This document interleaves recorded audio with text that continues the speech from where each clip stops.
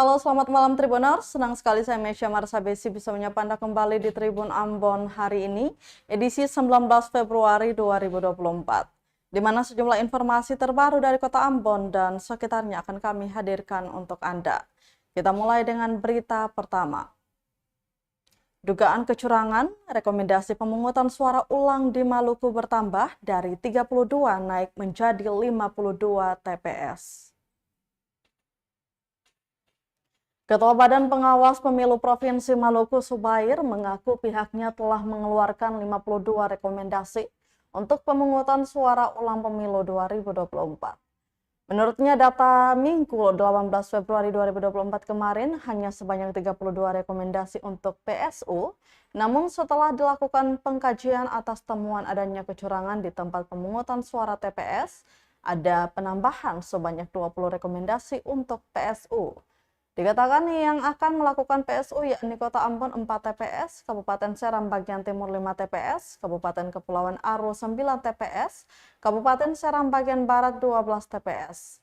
Kemudian Kabupaten Kepulauan Tanimbar 9 TPS, Kabupaten Maluku Tenggara 5 TPS, Kabupaten Buru 7 TPS, dan Kabupaten Maluku Tengah 1 TPS. Subar tidak menjelaskan secara rinci terkait PSU akan dilakukan di TPS berapa dan kecamatan apa saja. Namun secara umum itu akan dilaksanakan di 8 kabupaten kota di Maluku. Diketahui potensi PSU karena ada temuan dugaan kecurangan saat pemungutan dan perhitungan suara pemilu 14 Februari 2024 lalu. Kecurangan yang ditemukan seperti pemilih yang melakukan pencoblosan lebih dari 1 kali di TPS berbeda. Ada juga pemilih yang tidak terdaftar dalam daftar pemilih tetap, daftar pemilih tambahan, maupun daftar pemilih khusus tapi tetap diberi izin untuk mencoblos.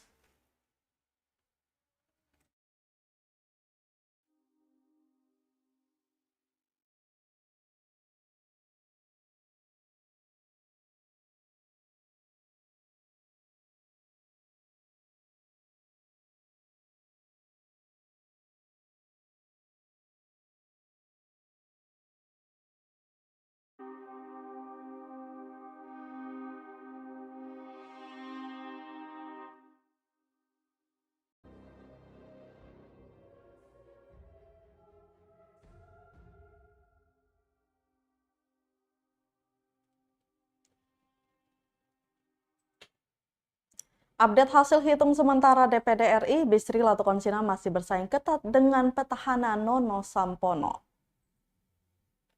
Caleg DPD RI Daerah Pemilihan Maluku Bisri Asidik Latukonsina masih masuk dalam urutan keempat perolehan suara terbanyak pemilu 2024.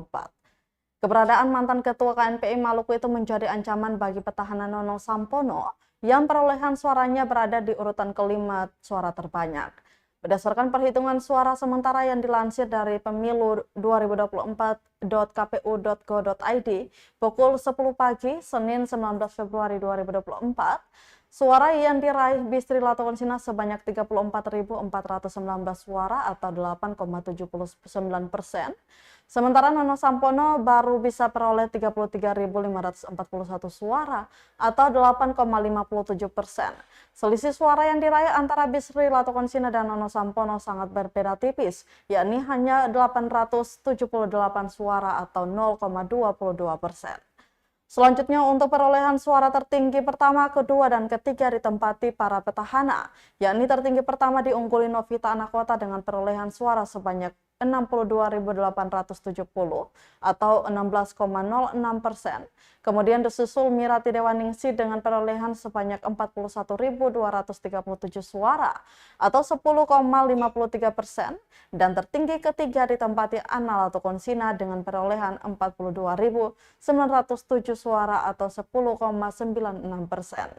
Diketahui total caleg DPD RI Dapil Maluku berjumlah 14 orang, diantaranya Abu Kasim Sangaji dengan jumlah dukungan sebelumnya sebanyak 2.181 pemilih di 8 kabupaten kota. Kemudian Ali Roho Talaohu 3.082 pemilih di 9 kabupaten kota. Ana Latukonsina 2.472 pemilih di 10 kabupaten kota. Kemudian Bisri Asidik Latukonsina 2.095 di 11 kabupaten kota. Frankios Klemes Orno 2.266 pemilih di 9 kabupaten kota. HM Yasin Wilson Lahaja 2.493 di 9 kabupaten kota. Kemudian ada Hasanuddin Rumrah mendapat dukungan 2.557 pemilih yang tersebar di 7 kabupaten kota. Joseph Sikteubun 2.618 di 10 kabupaten kota. Melkias L. Franz 2.333 di 11 kabupaten kota. Mirati Dewaningsi 2.797 di 7 kabupaten kota. Selanjutnya Nono Sampono 2.958 pemilih di 11 kabupaten kota, Novita Nakota 2.136 pemilih di 6 kabupaten kota. Samson Yasir Al-Katiri 2.211 pemilih di 11 kabupaten kota dan Siti Amina Amahoru 2.376 dukungan pemilih dari 9 kabupaten kota. 14 caleg ini akan bertarung untuk bisa menduduki kuota 4 kursi di DPD RI.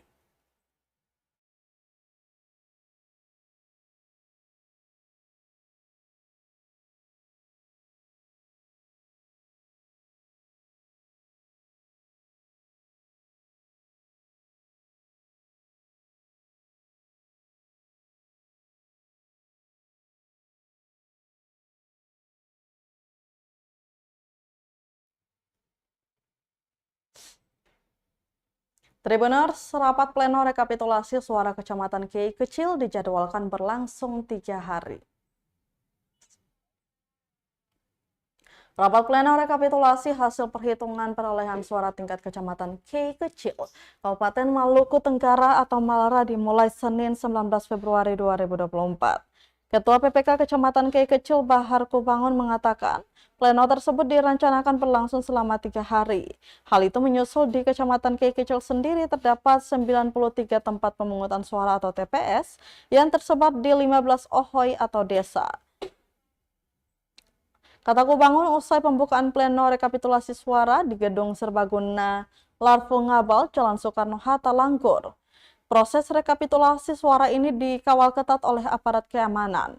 Dia pun optimis pleno akan berjalan lancar tanpa hambatan. Untuk itu pihaknya membatasi peserta yang masuk ke dalam ruang pleno.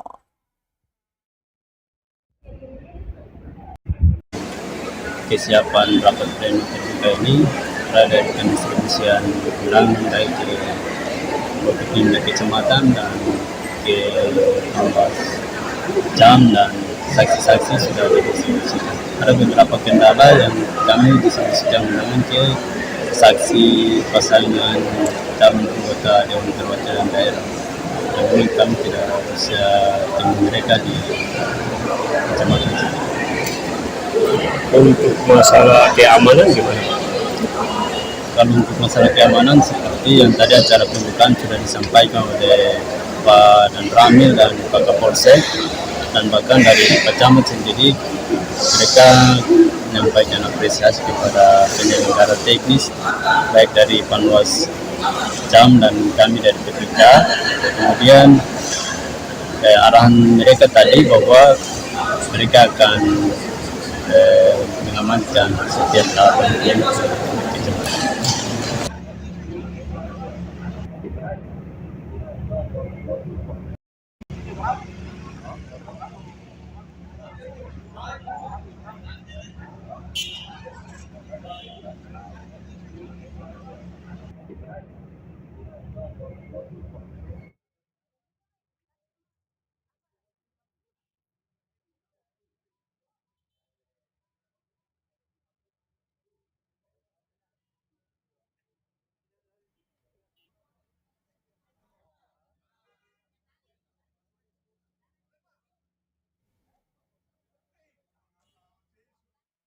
Kita beralih ke berita lainnya, Tribuners. Yakonidas Eidel tak ditemukan setelah sepekan pencarian.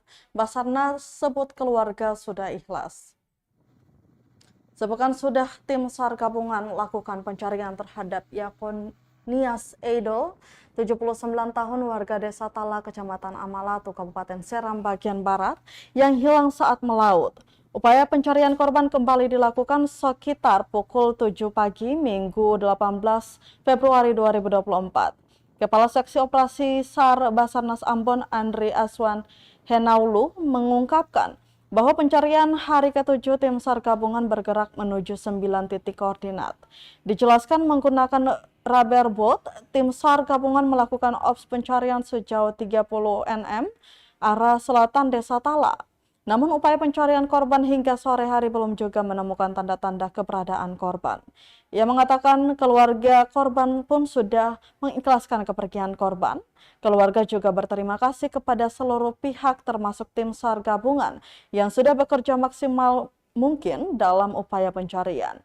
Dengan tidak ditemukannya korban, operasi SAR resmi dihentikan dan ditutup. Diberitakan sebelumnya, pria lansia warga Desa Tala, Kecamatan Amalatu, Kabupaten Seram bagian Barat atau SBP, terjatuh dari perahu saat melaut. Pria berusia 79 tahun yang diketahui bernama Yakonias Idol pergi melaut sekitar pukul 4 dini hari waktu Indonesia Timur, Senin 12 Februari 2024. Kemudian sekitar pukul setengah 7 pagi, warga setempat menemukan perahu milik Yakonias sudah dalam keadaan terbalik. Warga pun sempat melakukan pencarian di sekitar lokasi, namun korban tak kunjung ditemukan.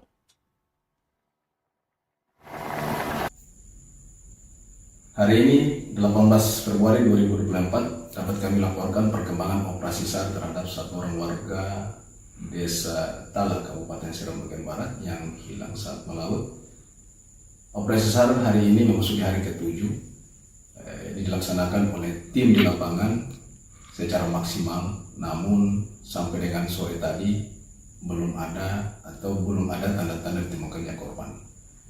Sehingga pada hari ini Basarnas Ambon resmi secara pelaksanaan memasuki hari ke-7, operasi SAR kami nyatakan selesai dan ditutup. Segala unsur potensi SAR yang terlibat di lapangan dikembalikan kepada satuannya masing-masing dengan ucapan terima kasih. Demikian yang dapat kami sampaikan.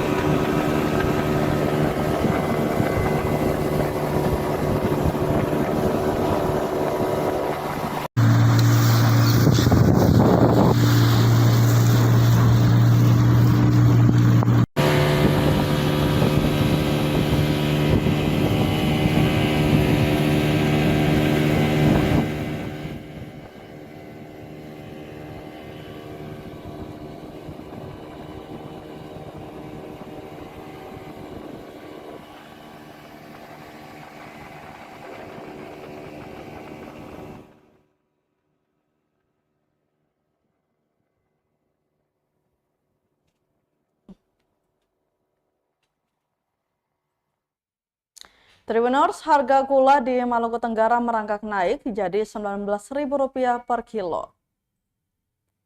Harga gula pasir di Pasar Langgur, Kabupaten Maluku Tenggara terus merangkak naik. Jika sebelumnya harga gula pasir dijual Rp18.000 per kilo, kini dijual Rp19.000 per kilo. Hal ini terjadi sudah hampir 1 minggu, 3 minggu terakhir. Menurutnya harga gula saat ini termasuk tertinggi semenjak 3 tahun terakhir. Tahun lalu dijual per kilo Rp14.000, kemudian merangkak Rp15.000, melambung lagi di Januari 2024 menjadi Rp18.000, kini meroket lagi di angka Rp19.000 per kilo. Diketahui untuk merek gulaku meleset jauh di atas, yakni bertengger di angka Rp24.000 per kilo, setelah sebelumnya dijual dengan Rp20.000 per kilo. Sementara beras jenis premium juga naik dari Rp15.000 menjadi Rp17.000. Untuk karung polos, untuk telur masih di angka Rp63.000 per rak.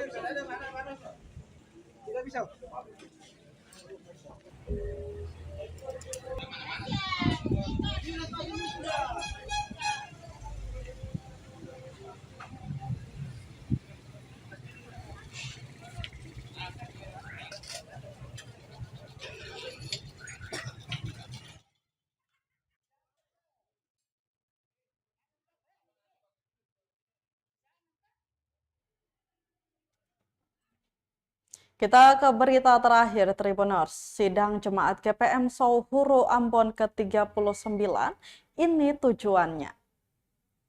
Jemaat Sauhuru Ambon mengikuti pembukaan sidang Jemaat GPM Sauhuru ke-39 di Gereja Iren Hatiwe Besar, Kecamatan Teluk Ambon, Kota Ambon, Maluku, Minggu 18 Februari 2024. Ketua Panitia Persidangan Semila Lapari menjelaskan gelaran sidang jemaat itu guna membahas program-program kerjasama selama 1 tahun ke depan. Selain itu, ini juga bisa menjadi momen evaluasi program-program yang telah terrealisasi dengan menggunakan anggaran belanja jemaat. Lapari juga mengucapkan terima kasih kepada keluarga besar sektor Tiberias dan Majelis Jemaat GPM Sauhuru karena sudah turut bertanggung jawab hingga terlaksananya persidangan ini. Di samping itu, Ketua Majelis Jemaat GPM Sauhuru Pendeta S. Heumase menuturkan banyak program yang sudah terrealisasi sebelumnya, seperti program penambahan modal usaha bagi ibu-ibu serta biaya pendidikan anak yang akan melanjutkan ke perguruan tinggi. Diketahui Tribuners, persidangan Jemaat GPM Sauhuru ke-39 ini dibuka secara resmi oleh Majelis Pekerja Klasis Pulau Ambon Utara, Penatua Agus Kastanya. Acara tersebut turut dihadiri Klasis Pulau Ambon Utara, Kapolsek Teluk Ambon, kepala-kepala sekolah yang berada di sekitar Hatiwe Besar, pemerintah negeri Hatiwe Besar, dan Saniri Negeri, serta pendeta dan jemaat GPM Sauhuru.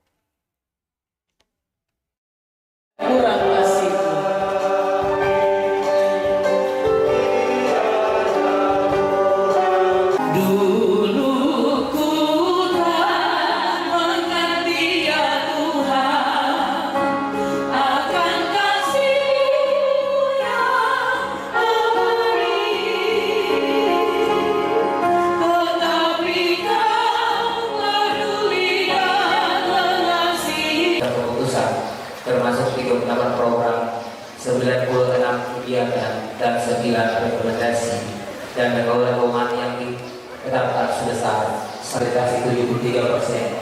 Seksi PPK yang 11 rencana kegiatan terrealisasi 9 dengan presentasi 90%. Seksi pos yang 10 rencana kegiatan terrealisasi 6 kegiatan presentasi 60%. Dan eksekutif summary laporan terhadap program pelayanan tahun 2003 disampaikan dalam forum persidangan ke-39 Jawa Timur Sauhuru Minggu 14 Februari 2023. Bapak Putra dan Roh Kudus yang berkuasa. Karena itu hendaklah kita tetap teguh beriman kepada Allah di dalam Yesus Kristus, sambil tetap mengingat pesan firman Tuhan ini. Sungguh, hatinya melekat kepadaku, maka aku akan meluputkannya. Aku akan membentenginya sebab ia mengenal namaku. Bila ia berseru kepadaku, aku akan menjawab.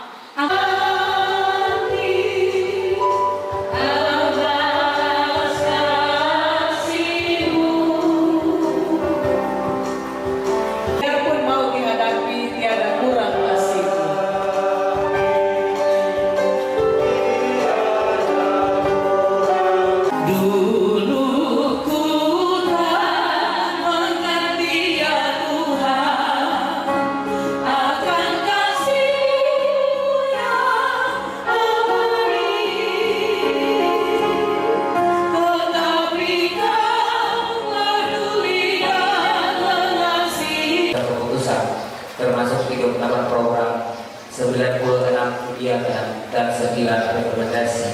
dan pergaulan